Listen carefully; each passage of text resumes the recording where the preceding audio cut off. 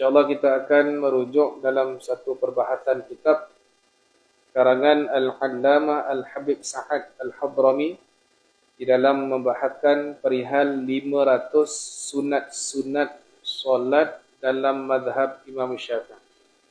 Jadi ada disebutkan oleh pengarang kitab, secara ringkasnya beliau ini bernasab keturunannya baginda Rasulullah SAW sampai kepada Sayyidina Husain, yaitu nasab kepada beliau, yaitu sampai kepada Sayyidina Husain, lahir di kota Tarim, Hadramaut, dan beliau mengambil ilmu itu melalui kepada jalan para guru beliau yang ramai. Dan beliau antara yang paling masyhur kitab-kitab yang telah beliau tulis ialah kitab ini, iaitu 500 sunat-sunat di dalam perihal berkaitan dengan solat.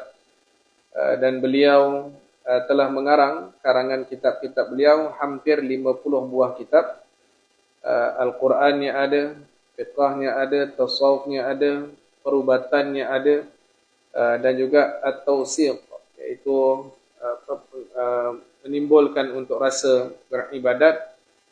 Dan juga beliau wafat pada 1432 Hijriah, iaitu 9 Dzulqa'dah, dan dikebumikan di Tarim, Yaman.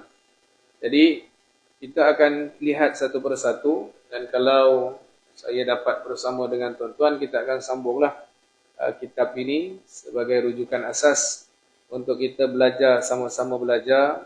Mudah-mudahan ada manfaat kita bersama insya-Allah.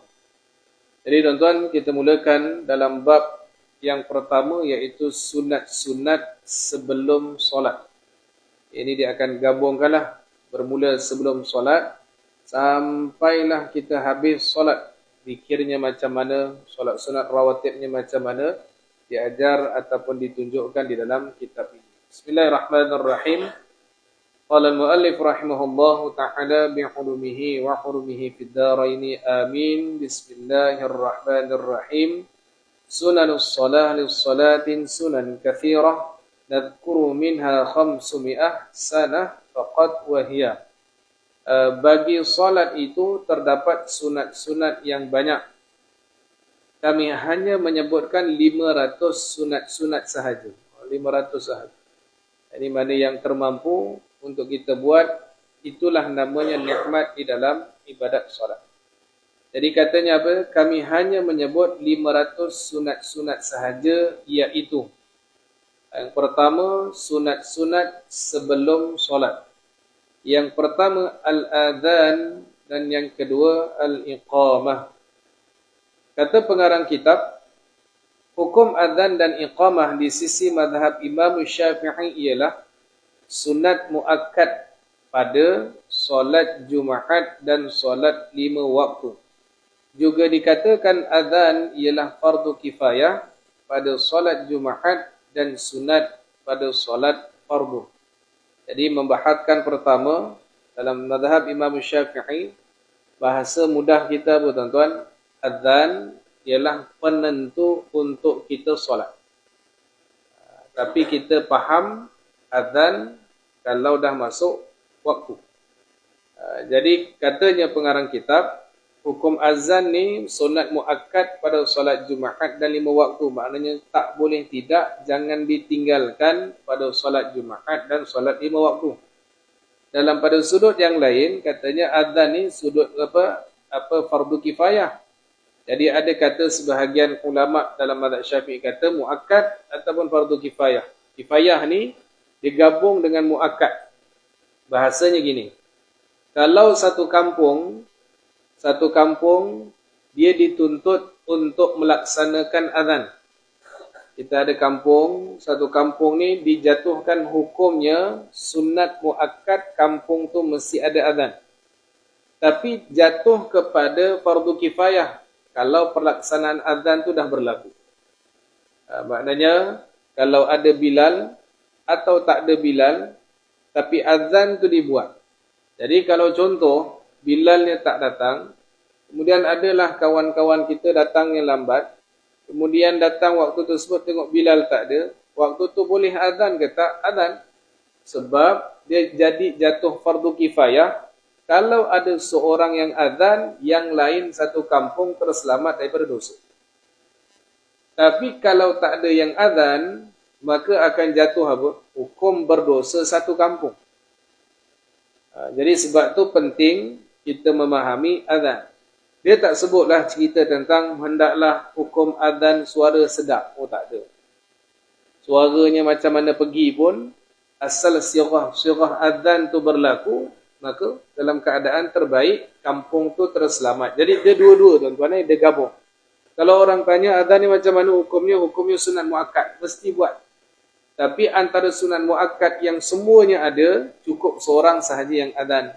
Jadi seorang azan tadi telah menutup kepada semua satu kampung tadi terlepas daripada kefarduanmu. Contoh nak faham macam mana orang uruskan jenazah. Menguruskan jenazah itu adalah sunat muakkad.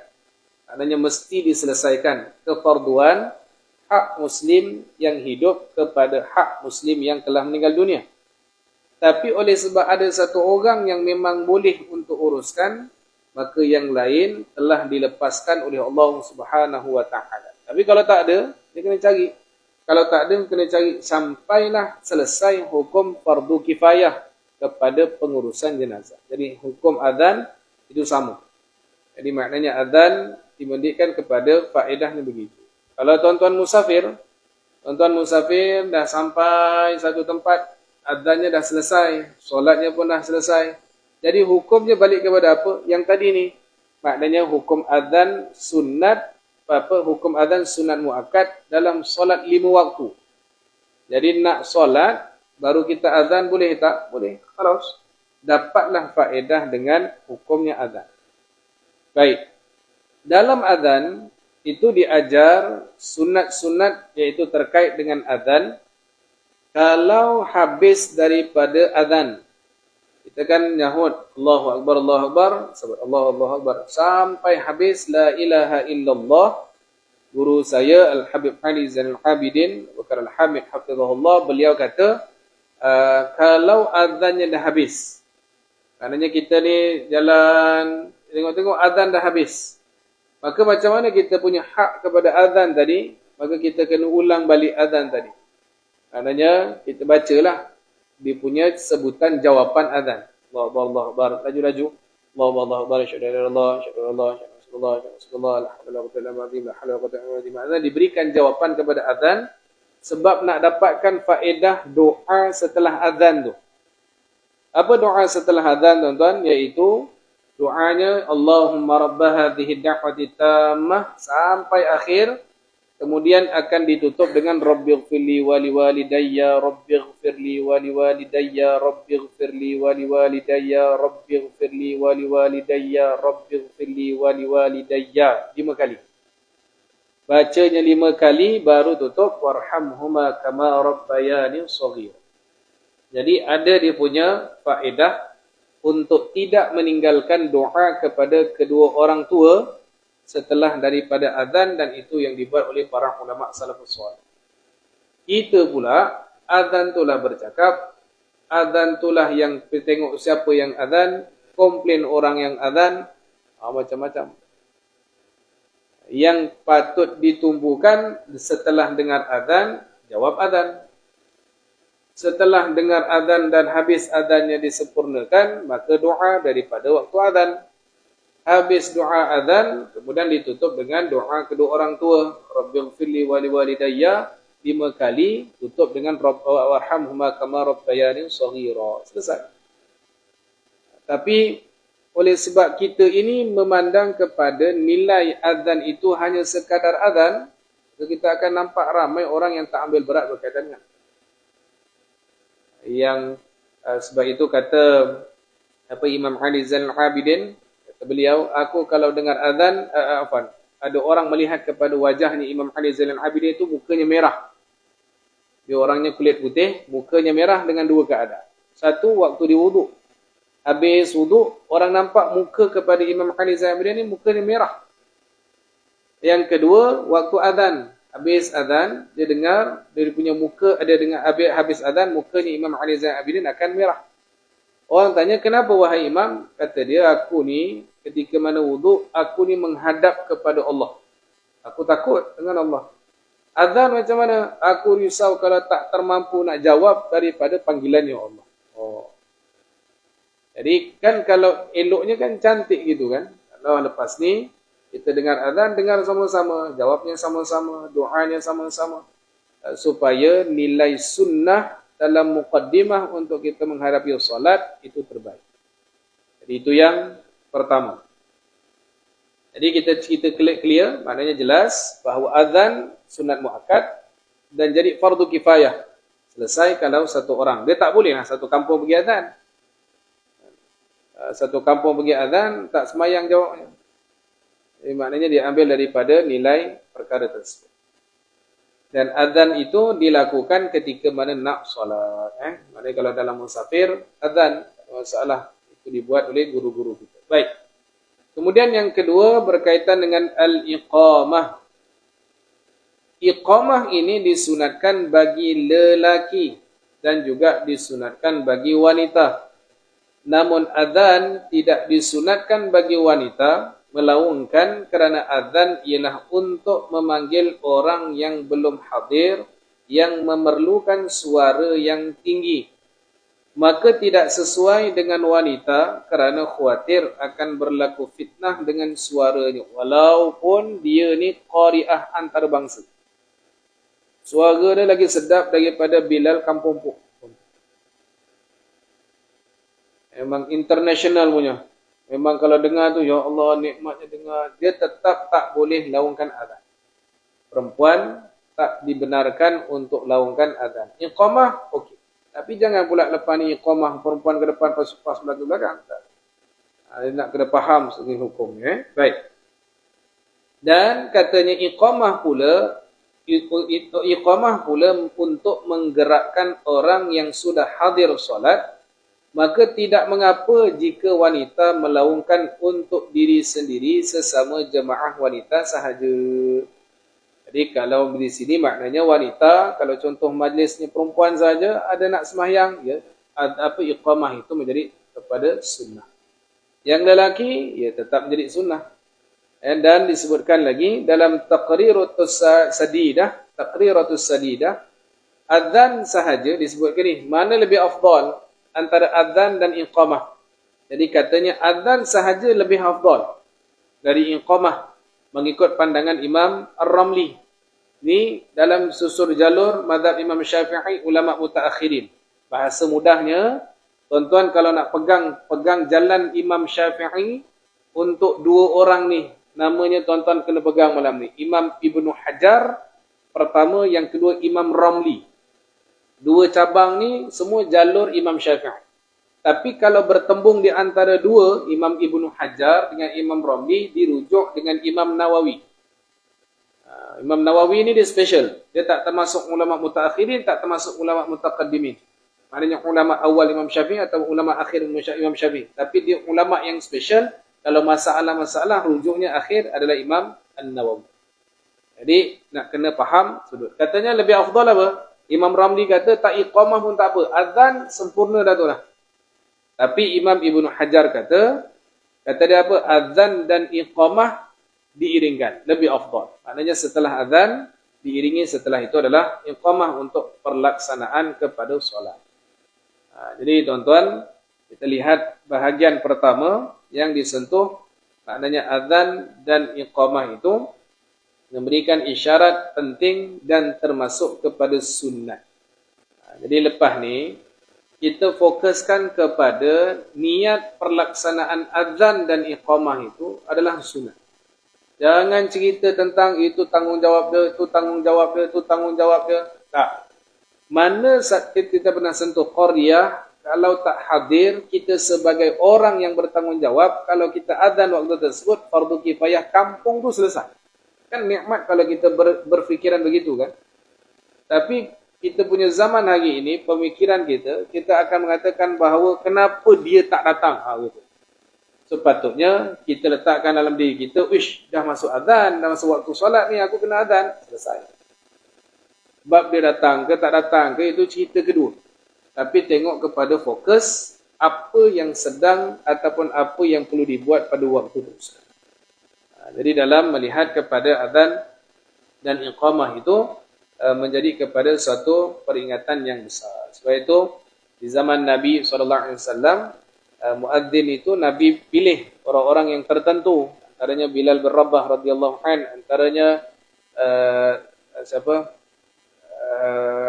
Abdullah bin Mas'ud pernah sekali. Kemudian ada beberapa sahabat Nabi yang diarahkan untuk melaksanakan azan, dan begitu juga itu punya zaman ada orang-orang yang diamanahkan. Tetapi kita balik semula, iaitu melihat dan memandang azan dan iqamah itu ibadat. Pandang azan dan iqamah itu mendapatkan pahala. Azan dan iqamah itu termasuk daripada sebahagian perbahasan solat, sunat-sunat di dalam perihalnya solat. Jadi dua yang disentuh oleh pengarang kitab dimulakan dengan azan dan juga al-iqamah. Baik, kemudian seterusnya dikatakan sunat-sunat ketika berdiri betul. Dalam keadaan berdiri. Macam mana nak dikatakan berdiri dengan betul dan mendapat kepada sunnah? Ada lebih kurang 5. Berdiri betul dengan 5 cara ni ataupun 5 keadaan, maka berdirinya itu mendapatkan pahala sunnah. Jadi dalam kita melihat penumpuan kepada solat, iaitu berdiri betul. Baik. Saya sentuh sedikit sebelum kita masuk ketika berdiri betul. Untuk mana-mana tempat. Kalau contoh hari ini kan kita biasa kita akan dengar Bilal setelah dia azan dan dia nak iqamat, dia akan sebut shaf. Kalau sama juga dalam khutbah Jumaat. Khutbah Jumaat aqimus solah kan, hujung imam akan sebut aqimus solah. Secara tepat di sisi mazhab Imam Syafi'i, dua-dua tu tak perlu disebut. Maknanya kalau Bilal dia nak iqamah, terus sahaja ambil mikrofon, Allahu Akbar tanpa menyebutkan perkataan shaf. Sama juga imam yang naik khutbah, ujungnya disebutkan aqimus solah, itu tak perlu disebut di sisi mazhab Imam Syafi'i. Habis itu macam mana? Habis sahaja dia punya khutbah kedua, kalau selesai, dia kena segera turun daripada mimbar dan kemudian terus masuk kepada shaf solat. Sebab itu kalau kita melihat kepada jalan-jalan peradaban di sisi mazhab Imam Syafi'i, kenapa tak disebutkan tentang shaf? Tak boleh sebut ke? Boleh, tapi dia tak tepat kepada sunat untuk iqamah. Jadi nak buat macam mana? Bangun, pegang mikrofon, terus iqamah. Dia tak perlu shaf. Kerana dalam perbahasan, kerana orang yang dah iqamat tu tahu dah memang orang tu akan masuk shaf. Yang akan betulkan shaf bukan Tok Bilal. Siapa yang betulkan shaf? Imam. Sebab itu imam jangan menonong depan tu. Habis iqamah la ilaha illallah, imam terus Allahu Akbar. Sabar dulu. Imam kena tengok shaf satu. Sebab Rasulullah dia akan memastikan shaf, tengok. Maknanya ruangnya cukup, ruangnya lengkap, elok sekian, baru dimulakan dengan solat. Kalau guru kami menyebutkan, Fadilatul Syekh Muhammad Nazrul bin Abdul Nasir, kata beliau, kalau betul-betul imam yang betul-betul, tapi kita tak mampu nak buat lah, dia kena cek semua shaf yang ada pada waktu tu. Kalau contoh maghrib, 2 shaf tu dia kena tengok. Lepas shaf pertama selesai, tengok shaf yang kedua. Kalau Jumaat, tobatlah bila nak takbir ni. Tapi di dalam jalannya memang itu yang sepatutnya. Tetapi kita ambillah isyarat yang termampu. Ini tengok shaf sekian ujung ke ujung. Okey, selesai, khalas. Barulah masuk kepada terus. Jadi untuk kita mendapatkan ketepatan, maka Bilal setelah ini maknanya tidak perlu sebut shaf. Iqamah tu saja selesai. Selesai pada waktu tersebut. Baik. Kita sentuh atau masuk kepada sunat-sunat ketika berdiri betul. Yang ketiga, tadi 2 dah. Yang ketiga disebutkan al-intisabu qa'iman. hendaklah berdiri dalam keadaan betul. Itu maknanya adalah berdiri dalam keadaan sempurna. Walaupun ia adalah rukun, maknanya berdiri betul tu adalah rukun nak solat ni. Berdiri betul, tepat, itu adalah rukun. Tetapi pengarang memasukkan bahagian sunat, menunjukkan maknanya rukun yang dibuat berdiri betul itu telah mendapatkan pahala sunat. Sebab isyaratnya untuk persediaan untuk melaksanakan ibadat solat. Baik. Penting tak berdiri betul ni di dalam melaksanakan hukum solat penting. Syarat di sisi mazhab Imam Syafi'i untuk meletakkan sah ataupun tidak kepada seseorang dalam ibadatnya adalah tentang qiyam ataupun qaiman, berdirinya pada waktu dia solat. Saya ambil gambaran contoh. Tuan-tuan dalam musafir, tuan-tuan sembahyang dekat dalam bas. Tapi kalau tuan-tuan biasa naik kapal terbang, so kita cerita dua keadaan. Kapal terbang dan juga bas. Kalau tuan-tuan ada wuduk yang sempurna, wuduknya sempurna, maknanya sebelum naik bas, kita dah berwuduk dah. Dalam musafirnya kita wuduk. Naik kapal terbang, sebelum kita masuk kapal terbang, kita dah wuduk dah siap-siap. Baik, dalam wuduk tu, masuk je waktu solat. Baik, dekat dalam bas, kita nak pergi mana ni? So, kita nak pergi ke Perak lah. Ataupun kita nak pergi ke utara, Johor ke utara. Tengah-tengah jalan, kita gerak waktu tu dah lepas asar dah habis. Mungkin pukul 6, pukul 7 tu masuk solat. Bas, dia takkan berhenti. Okey lah. Boleh tak untuk kita sembahyang dekat dalam bas? Boleh. Boleh tak untuk kita sempurna sembahyang dalam bas tanpa qada? Boleh. Dengan syarat dia apa? Syarat dia mesti berdiri ketika mana takbiratul ihram. Itu disebutkan apa? Rukun dalam solat Imam Syafi'i ialah berdiri. Maka orang yang berdiri pada waktu memulakan solat, maka dia dikira solat yang sah tanpa ada perlu pengulangan. Tetapi kalau ikut kepada qaul mu'tamad Imam Syafi'i, dia wajib qada. Tapi sah ke tak sembahyang dia tadi tu? Sah. Tapi tak wajib qada. Dia wajib qada di sisi qaul mu'tamad. Tapi kalau tak qada boleh tak? Boleh. Dikira sah. Contoh, ni kiblat. Tuan-tuan bas ngari ke sana, tuan-tuan buka handphone, tengok kiblat kat belakang ni. Macam mana kita nak mula sembahyang?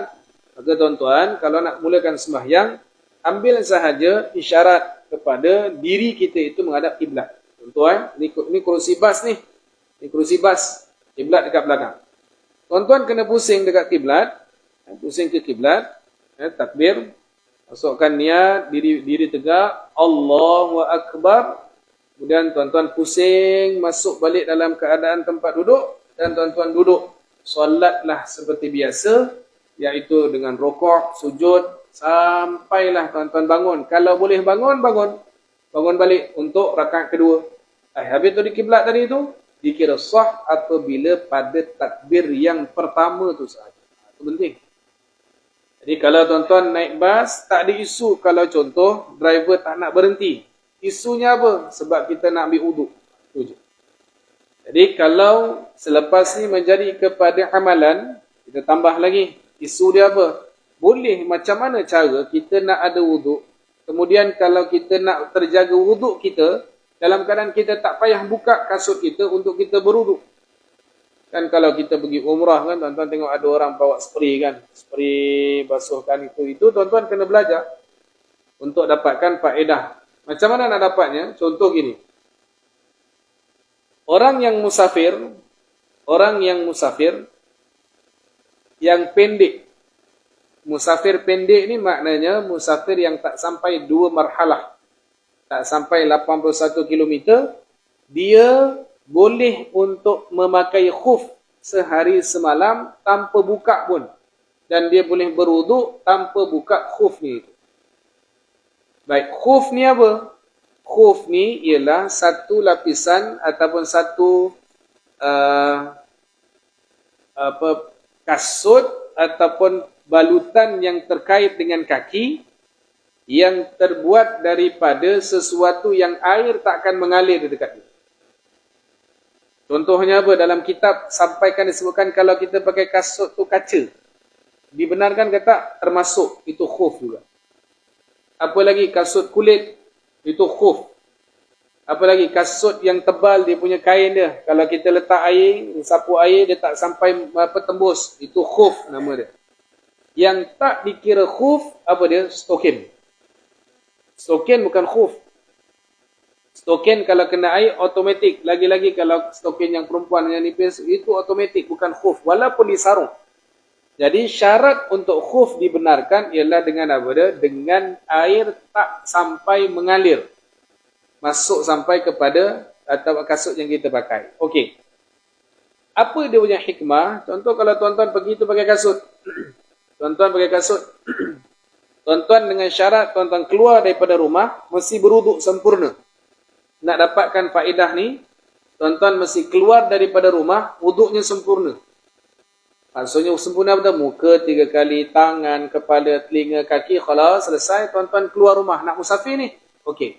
Musafirnya musafir pendek. Iaitu 1 hari tu je. Kurang daripada 81 km. Ataupun tuan-tuan musafir panjang. Musafir panjang ni apa? Yang lebih daripada 81 km. Mungkin lebih daripada jarak yang biasa. Maka tuan-tuan boleh pakai khuf tu 3 hari 3 malam. Yang musafir pendek sehari semalam. Okey. Tuan-tuan pakai ni, syaratnya tadi, tuan-tuan mesti berwuduk daripada rumah. Nanti kita kaitkan balik dengan solat atas bas dengan kapal terbang tadi tu. Okey, tuan-tuan keluar daripada rumah wuduk sempurna. Kemudian jalan, tengah-tengah jalan tu, tuan-tuan memang kencing, tuan-tuan terkentut, buat. Tidak masalah, maksudnya tak ada masalah. Kentut pun okey, kencing pun tak ada masalah. Tapi masuk saja waktu solat, tuan-tuan nak solat.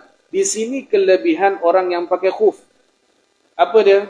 Iaitu tuan-tuan ambil air sembahyang, muka, tangan, kepala, telinga, tak apalah kita tinggalkan, ia sebagai sunat sebab musafir.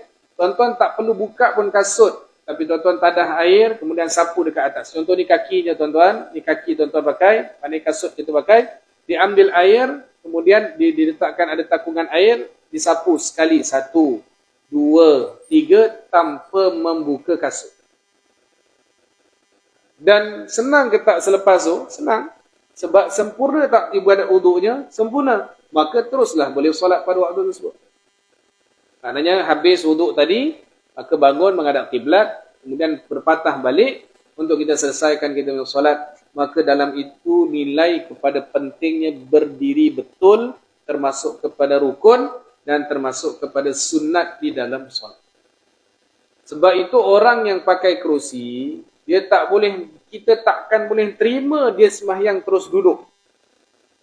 Sebab dia tarik kerusi pun berdiri. Melainkan kalau kita nampak dia tarik kerusi itu pun dalam keadaan duduk. Yang tu baru kita boleh terima, dia kena sembahyang duduk. Jadi kalau orang nampak yang dia tengah sembahyang, dia sembahyang dalam keadaan duduk dekat kerusi, wajib dia berdiri kalau dia mampu. Dan wajib berdiri itu bila? Sampai selesailah rukuk. Yang dia tak boleh buat apa?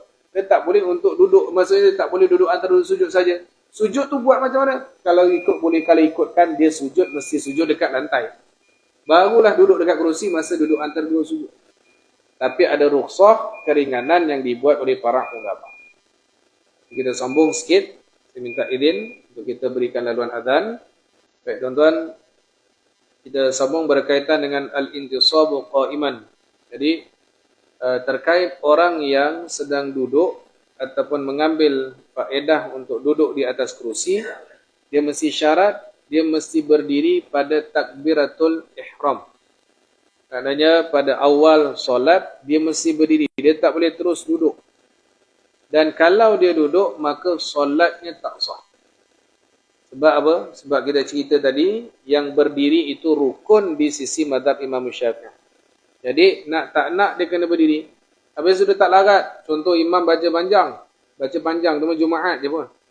Subuh Jumaat. Sebab sejadah dengan insan. Itu pun kalau imam tak cut lagi. Kalau sekarang ni, kalau boleh tuan imam, jangan cut-cut untuk faedah sunat sejadah dengan insan. Banyak imam-imam sekarang ni, untuk menjaga jemaah berbanding dengan jaga sunnah, maka dia baca sejadah tu potong terus. Satu surah sejadah tu komplit solat subuh fardu Jumaat, solat subuh Jumaat itu tidak menepati sunnah. Kalau betul nak baca pendek, baca surah Sabbihisma Rabbikal A'la dengan ghasyiyah. Selesai. Kerana kalau orang yang hari ini kata dia kena jaga ni, dia kerja apa semua, kalau kita tengok kepada tempat, kalau majoritinya orang-orang yang memang boleh stay, maka dia kena buat.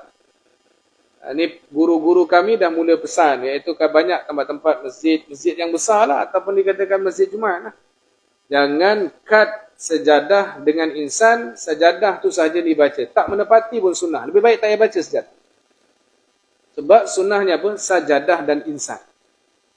Jadi mesti habiskan sajadah, sujud sajadah, kata Jafa junubuhum sampai kepada habis. Baru rakaat pertama masuk rakaat kedua, suratul insan. Insan pun dah masuk rakaat kedua, jangan dipotong lagi.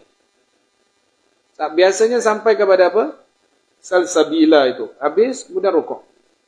Mana hukum rujukan yang diambil tentang untuk potong-potong dalam bahagian sunnah. Saya sebut, kalau betul nak baca pendek, buang terus sajadah dan insan, baca surah Al-A'la dan Ghasyiyah.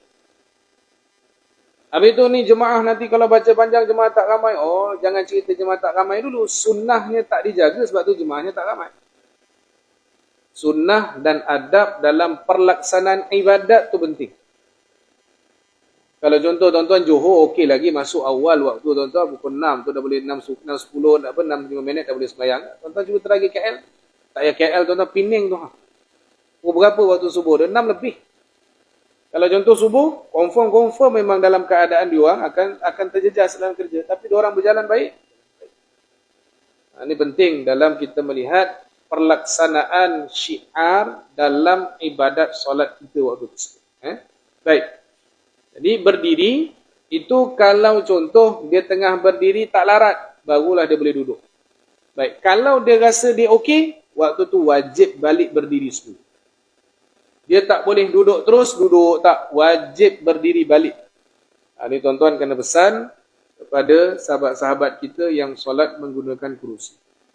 Kalau ikut guru kita Syekh Muhammad Nuruddin tuan-tuan, kata dia apa dia? Kerusi ni sepatutnya tak diketengahkan pun dalam perbahasan solat hari ini. Sebab isyarat Nabi SAW, Nabi sembahyang duduk ketika mana dalam peperangan Uhud, Nabi sembahyang duduk, maknanya duduk dengan alas. Maknanya Nabi apa? Duduk terus. Sembahyangnya duduk terus. Ini Nabi keadaan berdiri, kemudian Nabi duduk. Maknanya dalam keadaan kalau orang tak larat, duduk dekat lantai terus. Tapi oleh sebab pendekatan hukum hakam itu luas, jadi akan digunakan dengan keadaan kerusi. Ini penting, tuan-tuan kena sampaikan kepada sahabat-sahabat kita. Tarik kerusi itu isyarat dia boleh berdiri lah kan? Dia tengah tarik kerusi itu, dia boleh berdiri lah tu. Sampai dia takbir tu duduk. Tapi yang sepanjang daripada belakang ke depan dia tarik kerusi itu, tak penat pula. Time sembahyang dia penat. Tak, dia mesti dalam keadaan berdiri. Sebab syarat untuk sah. Dengan perbuatan berdiri tadi, solat dalam basnya sah, solat dalam kapal terbangnya sah pada waktu itu. Boleh tuan-tuan Maknanya ambil berat dalam hal berdiri betul, dia termasuk dalam sunnah. Baik, kemudian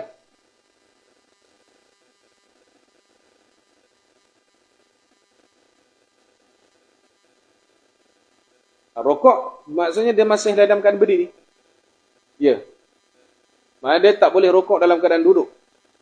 Kalau dia boleh berdiri. Yang dia tak boleh adalah sentuh berkaitan dengan sujud. Mungkin sujud dengan duduk antara sujud ada masalah. Maka sujud tu baru dia duduk dekat atas kursi.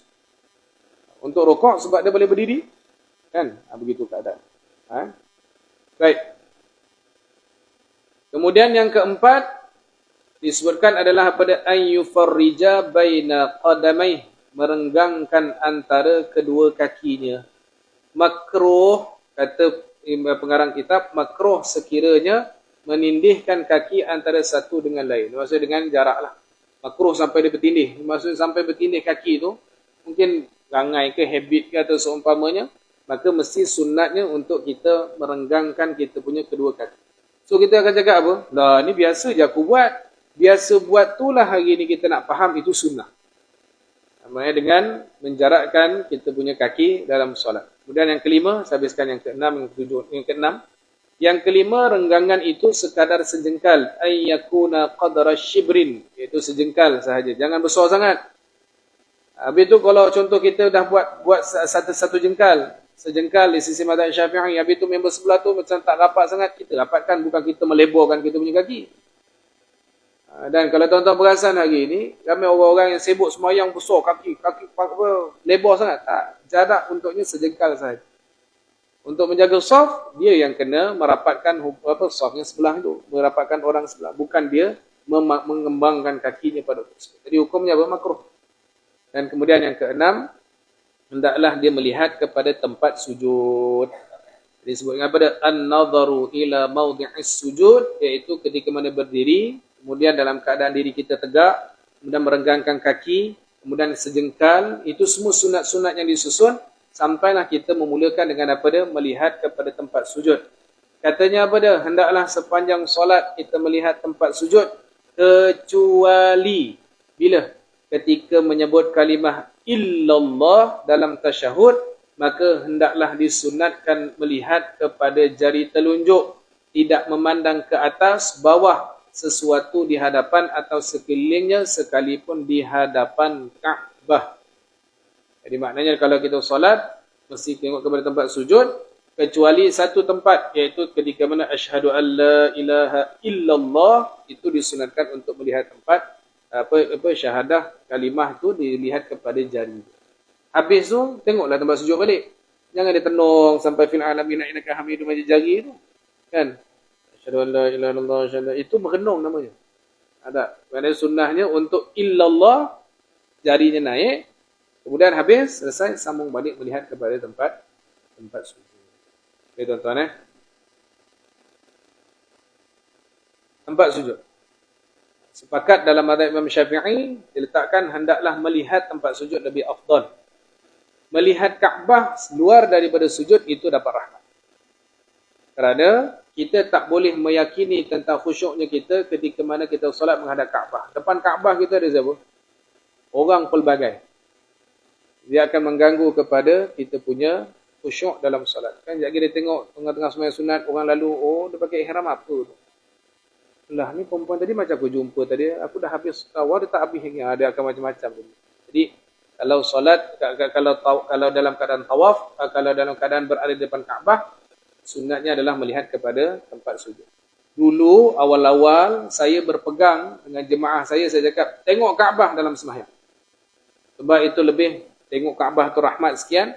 Tapi setelah kita melalui kepada beberapa pengajian khusus kepada al-faqih kita lah, iaitu Syekh Muhammad Nuruddin, dia tegur, dia tekankan bahawa melihat tempat sujud itu lebih afdal walaupun di depan. Okey?